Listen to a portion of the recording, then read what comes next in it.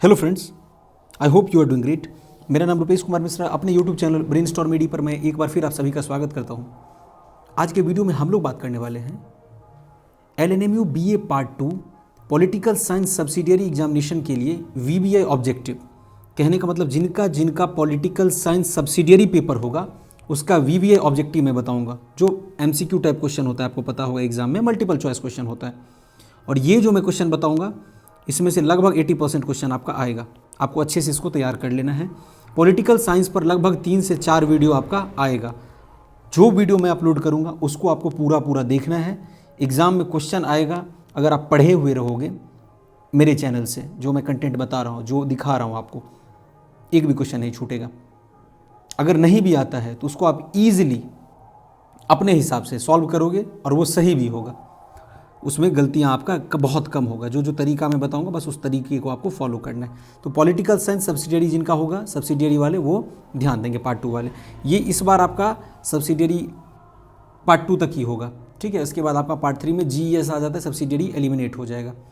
ध्यान दीजिए, इसका PDF मैं आप लोगों को जब मैं पूरा पॉलिटिकल साइंस सब्सिडियरी समाप्त कर लूँगा आपको टेलीग्राम चैनल पर मिल जाएगा। उस टेलीग्राम चैनल का लिंक मैंने डिस्क्रिप्शन बॉक्स में दे दिया है। वहाँ पर आपको यूनिवर्सिटी का हर एक अपडेट, नोट्स, मटेरियल, उसका PDF आपको उसी टेलीग्राम चैनल पर मिलेगा। उसको जरूर ज्वाइन कर लीजिए। पार्ट 3 का तैयारी भी आपको करना है तो वहाँ पर टोटल अपडेट, नोट्स, PDF के लिए ज्वाइन कर लीजिए। चैनल पर जो लोग नए हैं सब्सक्राइब जरूर करके रखिएगा, ताकि आपको फर्दर इसी तरह की वीडियोस का नोटिफिकेशन, अपडेट सब कुछ समय समय पे मिलता रहे। बहुत मेहनत लगता है वीडियोस बनाने में, तो आप लोगों से एक छोटा सा रिक्वेस्ट है कि आप अपना प्यार जरूर दीजिए इस चैनल को, और आपको बगल में बटन दिख रहा होगा, बस उसको सब्सक्राइब करके रखना है, ताकि आप लोगों को ही फ़ायदा देखने को मिले और मुझे प्रोत्साहन मिले कि इसी तरह का कंटेंट मैं आप लोगों के बीच लगातार लाता रहूँ। आइए बात करते हैं। सबसे पहला क्वेश्चन देखिए, तुलनात्मक राजनीति के अध्ययन के परंपरागत अध्ययन उपागमों निम्नलिखित में कौन नहीं है? पहला क्वेश्चन है, तो भारतीय राजनीति इसका राइट ऑप्शन हो जाएगा। यहाँ पर आपको सीधे सीधे याद करते जाना है, क्योंकि आपको पता है पॉलिटिकल साइंस, हिस्ट्री, ज्योग्राफी तो फिर भी समझने वाला है बहुत हद तक। हिस्ट्री समय लगभग आपको याद ही करना पड़ता है कहानी के तौर पे, तो आपको समझना नहीं है, बस आप आंसर याद करते जाओ, क्योंकि आपके पास में इतना समय नहीं है कि बहुत कुछ अब डीपली आप समझने के लिए जाओगे, ठीक है। बस सबको याद करना है। 3 से 4 सेट जो मैं लाऊंगा पूरा याद करके जाओ, और 3 से 4 साल का क्वेश्चन प्रैक्टिस करो, जो कि आपको एग्जामिनेशन में पूछा गया। कहने मतलब 20, 21, 22, 23 का पूरा क्वेश्चन आपको सब्सिडियरी का पॉलिटिकल साइंस का रिवीजन करना है। जितना हद तक हो सकेगा मैं आप लोगों के बीच चाहूँगा कि बेहतर से बेहतर कंटेंट ला करके उसका एनालिसिस किया जाए, ठीक है जी। क्षेत्रीय उपागम के लेखक निम्नलिखित में कौन है? तो देखिए, इसका राइट ऑप्शन हो जाएगा आपका घ, दैट इज उक्त दोनों।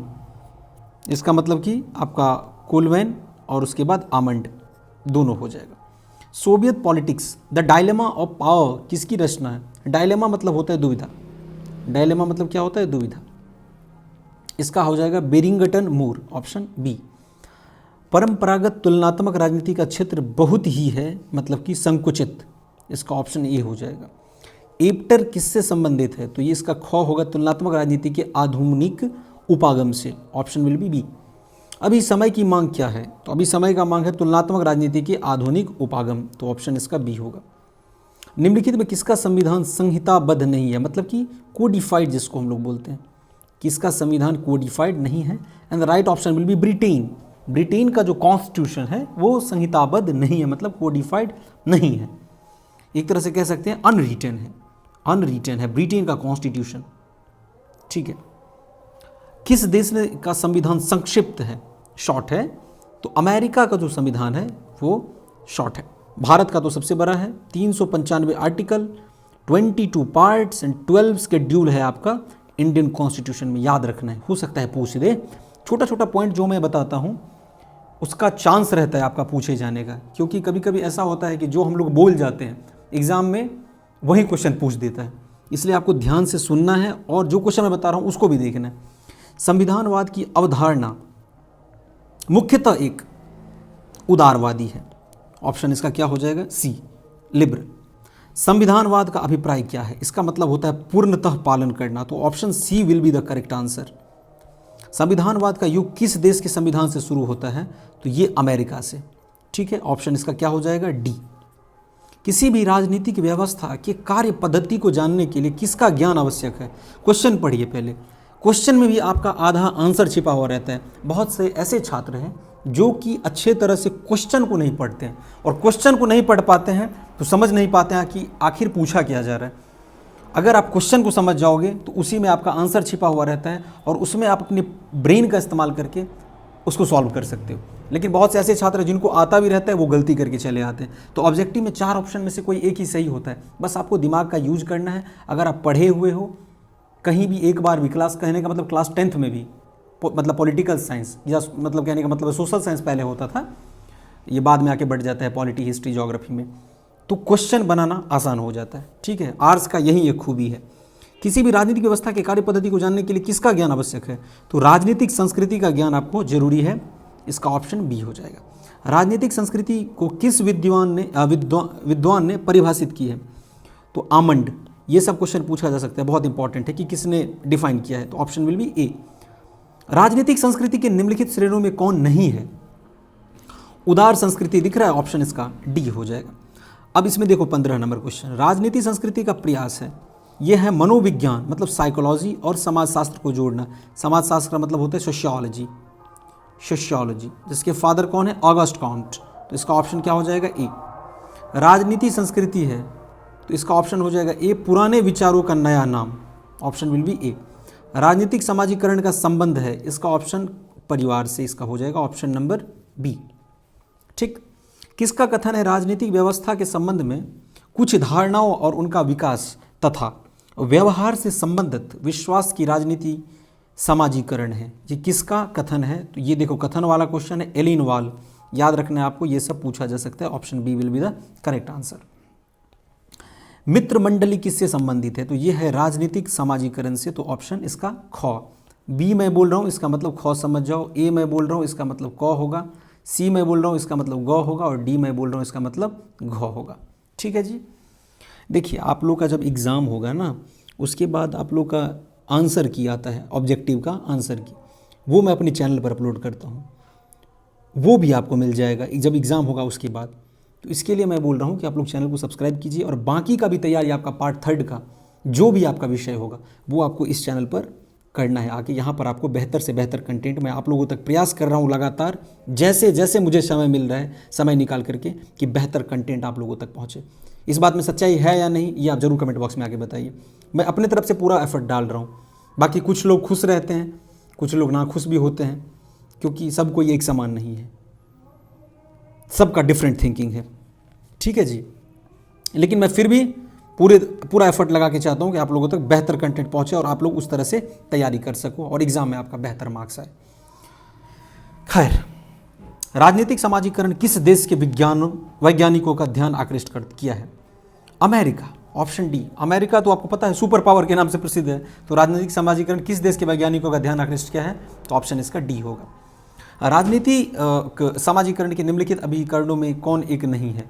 तो घ, संसद, मतलब कि पार्लियामेंट के बारे में यह बात कर ले, पार्लियामेंट। ठीक है। देखिए, किसका कथन है स्थानीय शासन? देखिए, ये सब क्वेश्चन नहीं पूछेगा, इस तरह का क्वेश्चन बहुत बड़ा है, ये सब नहीं पूछेगा। हाँ, फिर ये देखो, कार्य कुशलता को स्थानीय शासन क्या करता है? कार्य कुशलता को, इसका राइट ऑप्शन होगा क, मतलब बढ़ाता है। जनता को राजनीतिक प्रशिक्षण किससे मिलता है?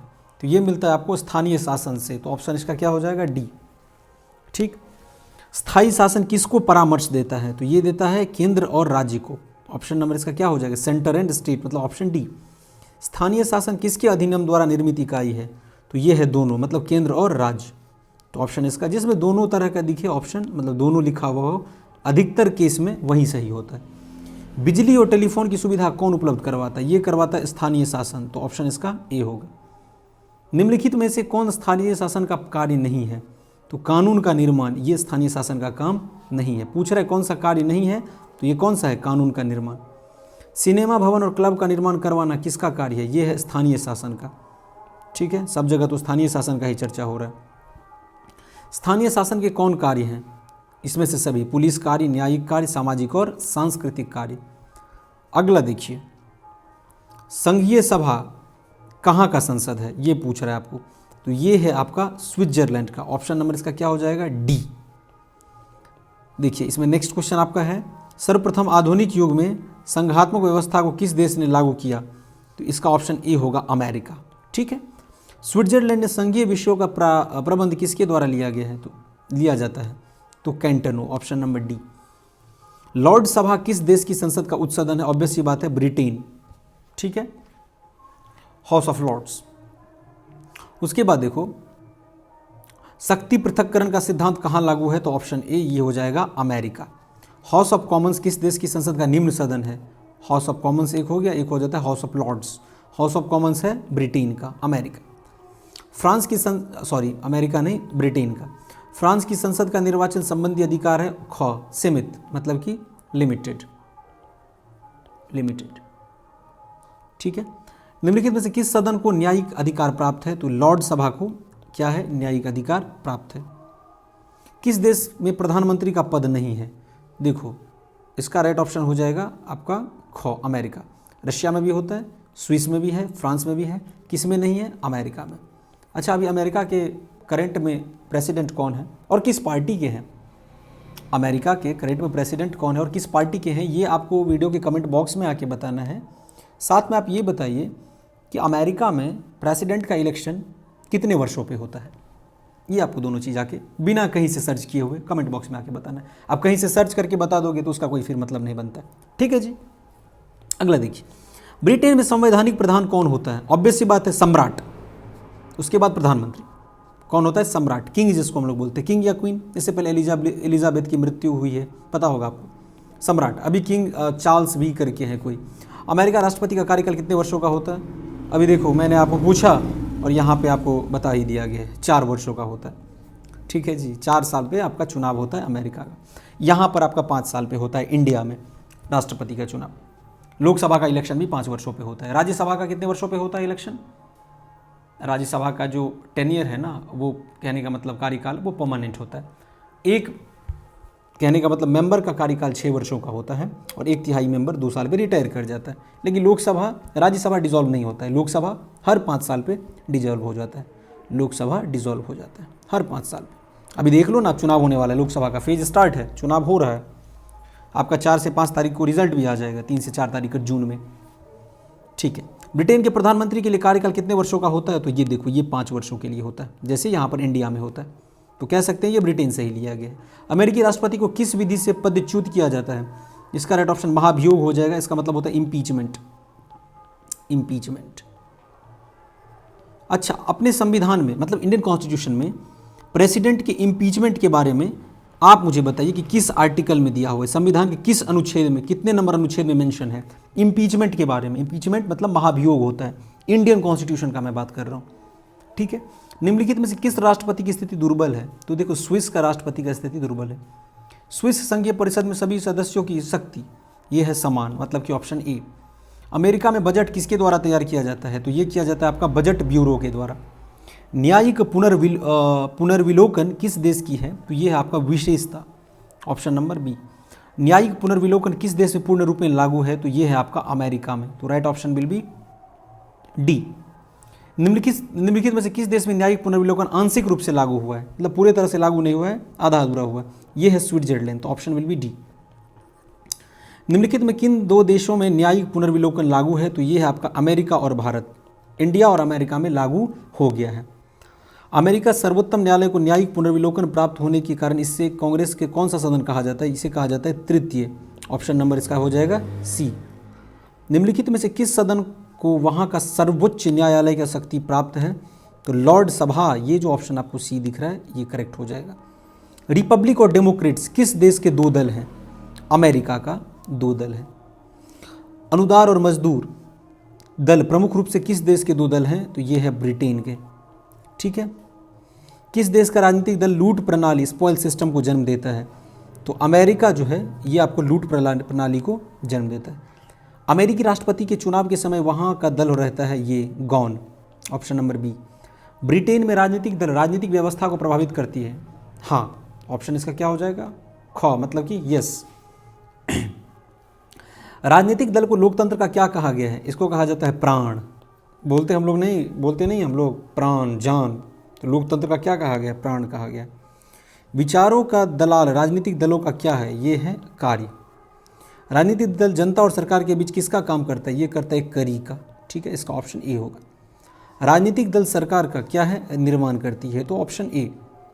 हित समूह, गैर संघ सरकारी संगठन, अनौपचारिक संगठन किसके लिए संबोधित किया गया है? तो ये किया गया दबाव समूह के लिए। ऑप्शन नंबर इसका डी हो जाएगा। ब्रिटिश में दबाव समूह सरकार की शक्ति पर रखती है। ऑप्शन नंबर इसका ये हो जाएगा नियंत्रण, कंट्रोल, ऑप्शन ए। लॉबी शब्द किससे संबंधित है? तो ये है आपका दबाव समूह से, तो ऑप्शन नंबर इसका क्या हो जाएगा? सी, याद रखना है आपको। आगे देखिए, लॉबी किस देश में राजनीतिक जीवन का महत्वपूर्ण संस्था बन चुका है? तो ये अमेरिका में। कोई भी संविधान उस देश का क्या होता है? आर्थिक और सामाजिक दस्तावेज है। Option number economical and society का आपका क्या होता है? सोशल डॉक्यूमेंट है, ऑप्शन ए। किसी भी देश के संविधान का आधार क्या होता है? दोनों, सामाजिक और आर्थिक। अमेरिकी प्रतिनिधि सदन की संख्या क्या है? सदस्य संख्या ये आपका 435 है। ये डाटा याद रखना है आपको, 435। हाउस ऑफ कॉमन्स की अवधि क्या है? ये है 5 वर्षों का, तो ऑप्शन इसका सी हो जाएगा। किसने कहा संयुक्त राज्य अमेरिका का राष्ट्रपति एक सम्राट से कम तथा अधिक दोनों है? ये कहा था आपका लास्की ने, ऑप्शन नंबर डी। ये भी आपको याद रखना, इस तरह का स्टेटमेंट पूछा जाता है कि किसने क्या कहा है। संयुक्त राज्य अमेरिका में है ख, संघात्मक सरकार, ऑप्शन नंबर ख हो जाएगा। फेडरल, संयुक्त राज्य अमेरिका का राष्ट्रपति है, ऑप्शन ए। एक वास्तविक कार्यपालिका, ऑप्शन नंबर इसका क्या हो जाएगा? एग्जीक्यूटिव कार्यपालिका, एग्जीक्यूटिव। ठीक है, इनमें से तुलनात्मक राजनीति के आधुनिक विचारक कौन है? तो ये है आपका उपरोक्त सभी। उपरोक्त सभी वाला ऑप्शन जहाँ जहाँ दिखे, अधिकतर सिचुएशन में वही सही होता है, तो टिक कर देना उपरोक्त सभी वाला। जरूरी नहीं है, 10% केस में नहीं भी होता है। तुलनात्मक शासन का रूप क्या है? तो ये है सीमित। तुलनात्मक राजनीति का स्वरूप है अपेक्षाकृत व्यापक और विकसित। इधर देखिए, दिस इज नॉट इंपॉर्टेंट। सामान्य व्यवस्था सिद्धांत के प्रतिपादक कौन है? वेरी वेरी इंपॉर्टेंट, याद रखना है, David Easton. The Political System पुस्तक की रचना किसने की है? ये भी काफ़ी इंपॉर्टेंट है, ये भी याद रखना है। इसका ऑप्शन बी होगा, डेविड ईस्टन। अमेरिकी संविधान की विशेषता क्या है? उपरोक्त सभी, इसमें से तीनों। नेक्स्ट है, किसने कहा कि अमेरिकी संघ व्यवस्था एक आदर्श संघ व्यवस्था है? तो ऑप्शन इसका हेल्डन हो जाएगा, ए। स्विट्जरलैंड की शासन व्यवस्था कैसा है? तो यह है संघीय, ऑप्शन बी। स्विट्जरलैंड है एक संघ, फेडरल। ब्रिटिश लोकसभा है निम्न सदन तथा प्रथम सदन। ब्रिटिश लोकसभा के सदस्यों का चुनाव कैसे होता है? ये होता है वयस्क मताधिकार प्रणाली पे। लोकसभा की कार्यवाही से संबंधित नियम है क, अनिश्चित तथा अलिखित है, ऑप्शन नंबर ए। लोकसभा की गण पूर्ति कितने सदस्यों से होती है? तो ये होता है 40 सदस्यों से। एक बार अध्यक्ष सदैव अध्यक्ष की प्रथा किस देश में प्रचलित है? यह है ब्रिटेन में, ऑप्शन ए। ब्रिटिश लोकसभा का अध्यक्ष राजनीति से संन्यास ले लेता है, यह कथन किसका है? इसका ऑप्शन हो जाएगा ख, ब्राइस। प्रतिनिधि सभा का संयुक्त राज्य अमेरिका की कांग्रेस का क्या है? घ, उपरोक्त सभी। निम्न सदन, प्रथम सदन एंड लोकप्रिय सदन। प्रतिनिधि सभा की सदस्यता के लिए उम्र सीमा क्या है? तो यह है 25 वर्ष। 1911 की क्रांति के फलस्वरूप प्रतिनिधि सभा के अध्यक्ष की शक्तियाँ क्या हुआ है? यह आपका घटा है, ऑप्शन नंबर ए हो जाएगा। आगे देखिए, प्रतिनिधि सभा के कौन से अधिकार और कार्य नहीं है? तो ये हो जाएगा वित्तीय कार्य नहीं है, ऑप्शन नंबर सी।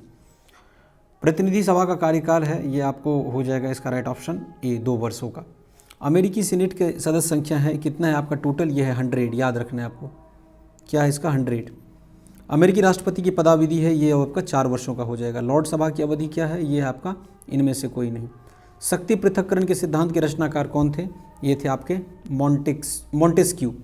प्रशासकीय कानून व्यवहार में है आपका क, ब्रिटेन। 8 क्वेश्चन मैं आपको और बताऊंगा इस सेट में, 110। इसके बाद दूसरा सेट, तीसरा सेट, चौथा सेट आएगा, क्योंकि वीडियो बहुत लेंदी हो जाएगा अगर एक वीडियो में पूरा कंप्लीट करता हूं तो। इसलिए बारी बारी से वीडियो आएगा और उन 3-4 वीडियो में पॉलिटिकल साइंस और इसी तरह बाकी का भी जो सब्सिडियरी सब्जेक्ट है वो कवर कर दिया जाएगा। अगर आपको ये वीडियो अच्छा लग रहा है तो निश्चित रूप से चैनल पर जुड़ जाइए, चैनल को सब्सक्राइब कर टेलीग्राम चैनल को ज्वाइन कर लीजिएगा, वहाँ पर ही आपको सारा PDF मिलेगा। इसीलिए मैंने वो चैनल बना के रखा हुआ है ताकि स्टूडेंट्स तक, छात्रों तक बेहतर से बेहतर कंटेंट, PDF सब कुछ पहुँच सके। आइए, भारत का संविधान क्या है? ये है विश्व का सर्वाधिक विस्तृत संविधान, ऑप्शन नंबर इसका सी हो जाएगा। अच्छा, एक बात आप बताइए कि इंडियन कॉन्स्टिट्यूशन जो है वो हाथ से किसने लिखा है? वीडियो के कमेंट बॉक्स में आके बताइए कि इंडियन कॉन्स्टिट्यूशन, भारतीय संविधान को थ्रू कैलीग्राफी हाथ से किसने लिखा है? ये वीडियो कमेंट बॉक्स में आके बताना है। भारतीय संविधान में कुल कितने अनुच्छेद हैं? अभी मैंने आपको बताया था 395। कितने भाग हैं? तो 22 भाग हैं, ऑप्शन बी। कितनी अनुसूचियां हैं? तो ये आपका ग होगा 12, स्केड्यूल। भारतीय संविधान वकीलों का स्वर्ग, यह कथन किसका है? ये सर आइवर जेनिंग्स का। आइवर जेनिंग्स किसका स्टेटमेंट है? आइवर जेनिंग्स का। ठीक है। भारतीय राजनीतिक व्यवस्था का स्वरूप क्या है? यह है गणतंत्रीय, संसदीय और संघीय। Option C. निम्नलिखित में किस देश का अनुसरण भारत में संविधान निर्माताओं ने संसदीय व्यवस्था के कार्यान्वयन हेतु निश्चित किया था? तो ब्रिटेन का। ऑप्शन नंबर इसका क्या हो जाएगा? बी। भारतीय संविधान में कितनी अनुसूचियां हैं? तो ये देखो 3 सूचियां हैं, यहाँ पे 3 सूचियां हैं। भारतीय संविधान के अनुसार संप्रभुता कहाँ निहित है? तो ऑप्शन इसका ये हो जाएगा जनता वाला। चलो हम लोग यहाँ पर 115 तक देख ही लेते हैं 5 क्वेश्चन। और भारत में वयस्क मताधिकार की उम्र सीमा क्या है? Option A. और ये कब हुआ था? 21 साल पहले था वयस्क मताधिकार की उम्र सीमा। 61वां अमेंडमेंट एक्ट जो कि 1988 में आया था, CAA कॉन्स्टिट्यूशनल अमेंडमेंट एक्ट, उसके बाद से 18 वर्ष कर दिया गया उम्र सीमा घटा करके। भारत में किस प्रकार की शासन प्रणाली अपनाई गई है? संसदीय शासन। भारत की एक धर्मनिरपेक्ष राज्य मतलब सेक्युलर है, इसका उल्लेख है को प्रस्तावना। प्रस्तावना मतलब होता है प्रियम्बल। वहीं we the people of India, हम भारत के लोग। संविधान का संरक्षक है सर्वोच्च न्यायालय मतलब कि सुप्रीम कोर्ट। राज्य के नीति निर्देशक सिद्धांतों को कहाँ से लिया गया है? ये लिया गया है आयरलैंड से। याद रखिएगा, ये सब क्वेश्चन पूछा जाता है, बहुत इंपॉर्टेंट, मतलब कि DPSP। और ये आपका संविधान के आर्टिकल 36 से लेकर 51 में दिया हुआ है। 51A में आपका फंडामेंटल ड्यूटी स्टार्ट हो जाता है। भारतीय संविधान का स्वरूप क्या है? यह है संरचना में संघात्मक परंतु आत्मा एकात्मक। यूनिटरी है, unitary and federal, unitary plus federal दोनों का मिक्सचर है। 117 क्वेश्चन मैंने आपको करवा दिया यहाँ पर, बहुत इंपॉर्टेंट है। जितना मैंने 117 आपको बताया, इसमें से लगभग आपका 70 से 80 क्वेश्चन तो बहुत इंपॉर्टेंट है, पूरे को आपको याद कर लेना है। आप लोग का जो कमेंट होगा वो कमेंट बॉक्स में आके जरूर अपना राय बताइएगा, तभी मुझे आपका राय पता चल पाएगा कि अगला वीडियो आपको किस टॉपिक पर चाहिए। इसी तरह के कुछ खास टॉपिक के साथ हम लोग मिलेंगे नेक्स्ट वीडियो में। टिल देन आप अपने स्वास्थ्य का ख्याल रखिए। ईश्वर आप सभी का कल्याण करें। हमारे साथ चैनल पर जुड़ने के लिए आप सभी छात्र छात्राओं का बहुत बहुत धन्यवाद।